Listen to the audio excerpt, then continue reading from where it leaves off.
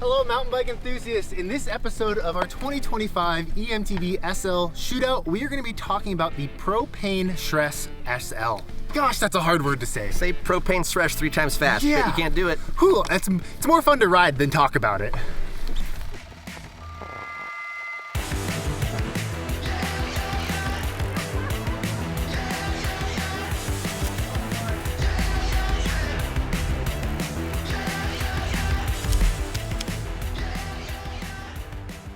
We are back with another installment of the 2025 e-bike light shootout, and today we're going to be taking a look at the 140-150 Propain Sresh. Let's see how it did.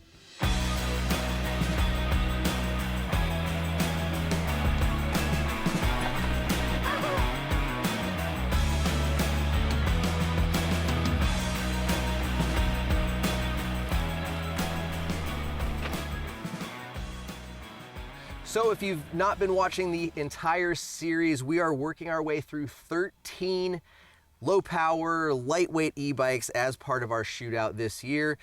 Before we get into the performance and how this bike stood out against the pack, we'd like to thank our sponsors for making this amazing series happen. Without their support, we would not be able to get out here and test all of these bikes and make all these videos. So first up, we would like to thank Schwalbe Tires. We have outfitted all of our test bikes with their new radial tires. We've got the Albert Gravity out back and the Magic Mary Gravity up front. Endura has been hooking us up with some very stellar kits, keeping us shiny for our camera guys, as well as helmets. We have Giro on the knee pads and shoes as well.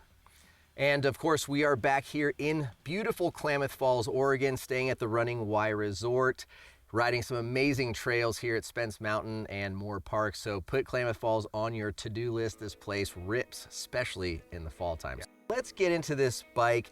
First up, let's talk about drive unit and battery. Cole? Yeah, so TQ HPR 60, and as a matter of fact, in our range test, 13 miles, 1,300 feet of elevation, the TQ was the most power efficient with 197 watt hours consumed. Yes, and to kind of preface that, before we brought all of these bikes here for the grand finale of filming, we did a lot of testing at home, and we had one rider who was about 195 pounds do that 13-mile loop in boost to document both time and battery watt hours consumed. This was not the fastest. It was, I guess, a little bit on the slower end, but again, we're talking from fastest to slowest, like 6 minutes, right? Out of a 13 mile. Not even 6 minutes. Yeah. So, yeah, all that to say, very efficient. We have the 580 watt hour option in our bike. There is a 360 as well, and you can purchase a 160 watt hour extender. I'm a big fan of the 580. It's something that, for me, is standing out in this SL shootout as like, this is probably the drive unit and battery size I'm leaning towards for sure the best. For sure. So when it comes to Giro, we are not going to dive into the details. You can check out the link in the description below to check out the full article, which lists the geometry for all sizes. For our test bike, we are running the size large, and with the flip chip, that's a variance of between a 470 and a 475 mil reach. And then another key number we like to mention is that chainstay length, and this bike comes in at 450 millimeters. Yeah, also I would like to say stack height is 636, because that's something we've been talking about quite a bit on these bikes. And yeah, I think it's just something worth mentioning. 64.5 degree head tube angle, which is pretty solid for a 140, 150 mixed wheel bike. Very balanced. Yeah, overall, this bike definitely has a pretty balanced feel. You were surprised when you saw the length of the chainstay after having ridden it. Yeah, I wouldn't have that 450 mil chainstay. I was gonna guess 445 or 43, something like that. You know, these are small attributes, but the way it maneuvered, which we'll get into here in some of the ride impressions, I was quite surprised seeing on paper that it was a 450. Let's get into climbing performance a little bit first. What do you think there? So the climbing position was super comfortable. You mentioned that stack height, the steeper seat tube angle, super comfortable for my very long legs. But one of the standout features on the climb is how quiet it is paired with, you know, not that initial grunt that you get from some of the other systems, but it's very natural. It's very easy to talk when you're riding. And, you know, on our first lap this morning, being able to be, usually when we're talking, we have to be side by side. With these, you can be in a line and have an easy conversation. So that motor noise is very apparent. Absolutely, or the lack of motor noise, I should say. Yeah. I think for myself, the bike is a pretty solid climber overall. Like you said, the drive unit, maybe in certain cadences or pitches, doesn't quite have like that zest that maybe the Bosch after the update or the Shimano that's on the Orbea might have, and especially not the Rocky Mountain, right? But at the same time, I really like this, and I'm finding that, I'm a pretty big e-bike proponent fan, right? Like we've done a lot of e-bike shootouts, full power. We're starting to do more of the SL stuff. This is, what I'm considering assisted mountain biking, and full power e-bikes is e-biking, right? And I know a lot of like the haters out there say e-biking is a different sport. I agree with you. I like that sport. It's a lot of fun. This is much closer to a natural assisted mountain bike experience. And, had full power e-bikes never come out and this was all we ever had, I think we would all be so pumped on it. But nevertheless, when you are comparing more powerful drive units, there are certain spots where this lacks the grunt. If you're just out there riding with other people on similar powered bikes, yourself, you don't care about being the first one up the hill, to me, this is totally enough power. It lets me do the technical climbs that I really enjoy. And I just think it's a really good bike and a solid drive unit and great battery size. Like we've put in over 6,000 foot days on this 580 watt hour battery and a TQ drive unit. So you can definitely get some big days in the saddle if you want. I think kind of moving away from that power unit and looking at the rear suspension on the climbs on this, it is firm, it's supportive. It doesn't feel like it's wallowing in when you're standing up, getting ready to, press and hop up over a ledge. For me, this bike, I'm sure there's a great soundbite of it. When I love this bike, I love it. Propain, I don't love it everywhere, but when I do love it, I really, really love it.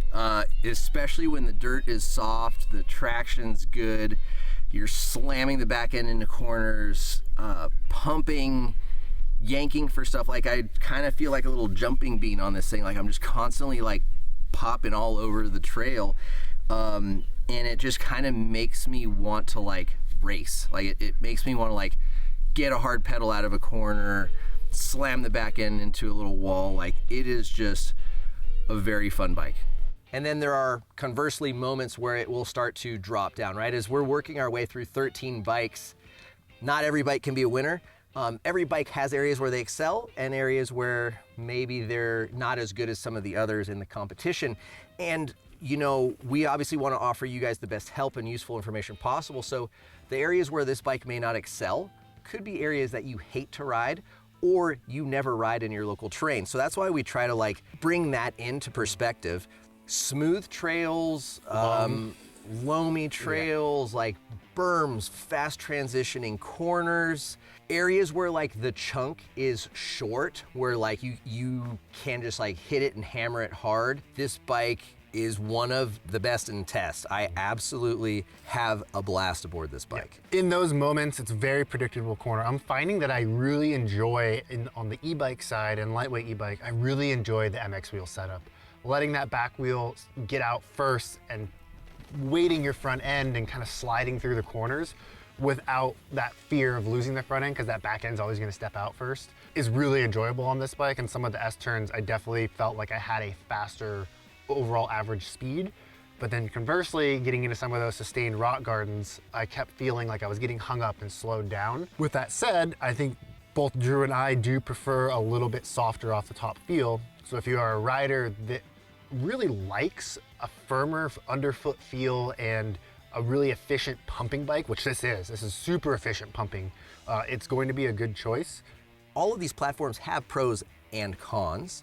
And to me, this platform is efficient, it's firm, it gives good pop, whether that's on a climb to get over something, off of a lip, or especially out of corners. Like I found myself like manual pumping this thing, snapping out of corners with like authority, and I really liked it. But yes, when it came time to like entering into a corner that was maybe stair-steppy down, so your weight's transitioning up over the front wheel to weight that front end for the turn, and there are some of those square edge bumps and you unweight the back end. If it's really steep, it's okay, but if it's a little bit of a flatter gradient, that back wheel will hit, and that's where I started to notice that little bit of a buck and a little bit of like a la VPP sort of a sensation, which you probably know I'm not the biggest fan of.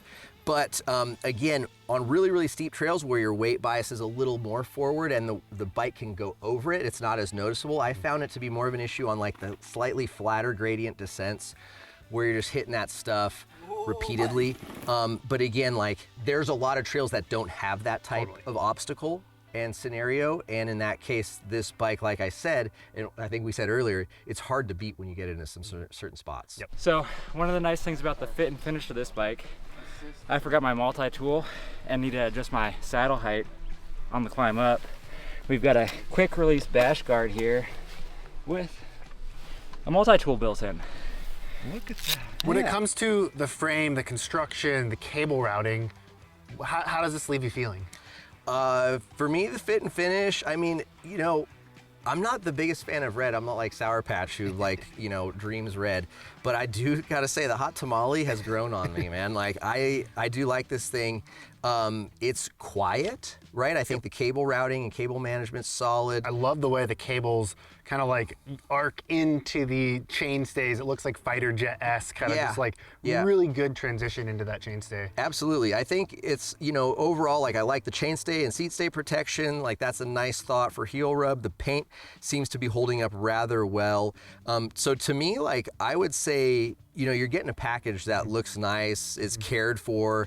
I think Propain have done a good job. It doesn't leave a ton to be desired in that realm at all. No, it certainly isn't like, oh, there's just like big unfinished weirdness or the hardware looks weird. It's a pretty sick bike all around. So at the time of filming, this Sresh SL is $8,849. With that price spec-wise, there isn't anything that needs to be upgraded to bring value to that price. Again, it's still $8,000. It's kind of middle range price point for bikes on tests. Is there anything that you would have opted for differently on this build to hit that price point? You know, something I would have opted differently for, and I don't really care about what the price point is Maven brakes. You know, I mean, we've got 13 bikes and I don't know, we've probably got 8 sets of Mavens. And I think 7 of them have required a massive amount of time. And when you have 13 bikes in a short time frame and each one requires 1 to 2 hours of additional maintenance. And it's not always the same thing. It's a variance. Like it's a real bummer, man. Like it takes a lot of time and effort and energy, and like you want to go out and ride this bike and you're like, we need to do another massage, or we need to do another, you know, massage again and a bleed. And so yeah, I would say anything but Mavens at this point in my life. But again, maybe we're just really unlucky because it seems like other people don't have problems with Mavens that we're reading about. So yeah, that's the only thing. I like the one-up post. I'm so stoked on the one-up bar. I know we talked about a lot of bikes have the Race Face Era bar, but you know, both the Eras and these one-ups are solid. So I think it's a good spec all around. I'm not mad about any of this thing, not at all. Really. Like I said, my real only complaint is the suspension performance in that little instance and scenario, which to me is a big deal because I favor that type of terrain and I seek that terrain out regularly. But other than that, like this bike is sick. I really like it. Okay, so with all that said, who's the bike for? Yeah, I think this bike really favors softer terrain. This isn't a bike that I would recommend to someone that lives in the Phoenix area, right? Where you're gonna have a lot of those types of compression events we've been talking about. More undulating, like not super steep, but softer terrain where you're allowed to just drift and play.